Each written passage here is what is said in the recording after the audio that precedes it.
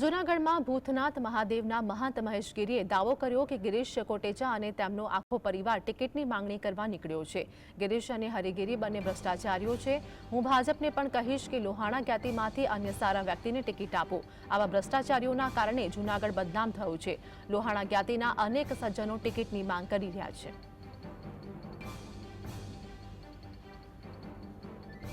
તમે વિચાર તો કરો શું થઈ રહ્યું છે ગિરનારમાં। અને જુનાગઢ જો સૂતું રહેશે, ઓલો ગિરિયો ને હરિયો ઠોકી બેહાડશે। હમણાં મને ખબર પડી ઓલો ગિરિયો કે આખું ઘર ટિકિટ માંગવા આવી ગયું। એટલે આ જાગો જુનાગઢ વાળાઓ, જાગો। કાં તો પછી ભોગવો, બીજું તો કઈ નહીં કહી શકું। હું તો સનાતન અને ધર્મ માટે, ગિરનાર માટે લડવાનો છું, લડવાનો જ છું।